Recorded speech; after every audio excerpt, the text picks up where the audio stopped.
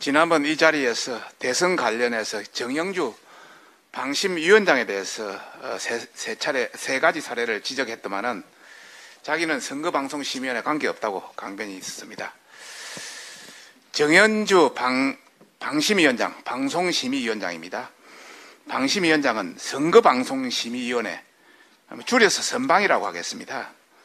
선방위는 방심위와 무관하게 독립적으로 운영된다며 지난 대선과 지방선거의 선거방송심의위원회의 편파성 지적에 대해서는 자신은 책임이 없다고 강변했습니다. 그 당시 많은 사례가 있었지만 대선 관련 사례만 세 가지를 그 당시 지적했습니다. 그런데 선거방송심의위원회 구성 운영은 누가 합니까? 방심위가 합니다. 심의안건 작성, 선거방송심의위원회 심의안건 작성은 누가 합니까? 방심위 사무처가 합니다. 또 선거방송심의위원회 업무 지원 누가 합니까? 방송심의위원회 사무처가 담당합니다. 방심위 사무처 직원의 인사권은 누가 가지고 있습니까? 정현주 방심위원장이 가지고 있습니다. 또 방심위 사무처의 전반적인 지휘감독 누가 하고 있습니까? 정현주 방심위원장이 하고 있습니다. 선거방송심의위원회는 선거 때만 편리하게 해서 방송심의 산하에 두는 기관인데 전혀 자신이 관계없다고 이야기하고 있습니다. 손바닥으로 하늘을 가리는 격입니다. 실제 지난해 8월 정현주 방송심의위원장 취임 이후에 방심위 사무처가 저희 국민의힘이 제기한 편파방송민원을 중에 선방이나 방심위 회의를 안건 상정 자체를 하지 않고 자체적으로 각하 사례한 것이 저희들이 제기한 1216건 중에 그 60%에 해당한 707건을 방심이나 선방에 올리지도 않고 각하해버렸습니다. 우리가 올려봤자 60%는 그냥 실무선에서 전부 각하해버립니다. 다음은 방심위 사무처의 편파성을 보여주는 민원기각 사례 많지만은 세 가지 사례만 들어보도록 하겠습니다. 지난해 10월 14일 방심위는 SBS 주영진의 뉴스 브리핑이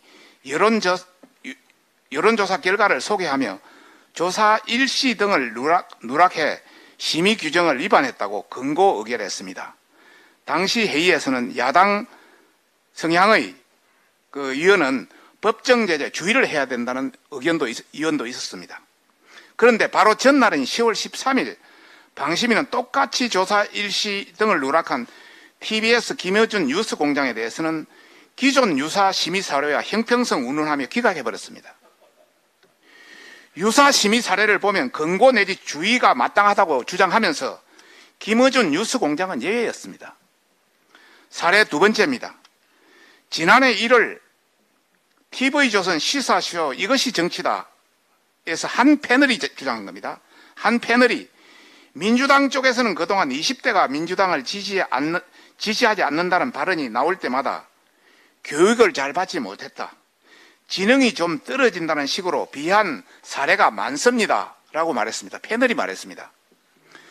그러자 방심위는 발언의 주체, 표현 등을 불명확하게 소개해 시청자를 오인할 소지가 있다며 권고 의결했습니다. 역시 지난해 1월 TBS 김어준 뉴스공장에서는 진행자 김어준 씨가 전날 자신의 5인 이상 집합금지 방역수칙 위반 논란에 대해서 거짓으로 해명했습니다. 하지만 방심위는 청취자의 이해를 돕고자 방송을 통해 해명한 것이라고 하면서 당시 구체적 상황 등에 간략히 설명한 것 등 도저히 이해할 수 없는 사유를 들어서 심의 신청을 기각해버렸습니다. 방송심의규정 13조는 시사 프로그램 진행자의 공정성을 별도로 규정하고 있습니다. 이렇듯 방송 진행자의 발언은 일반 출연자나 패널에 비해서 무게감과 책임이 훨씬 중합니다.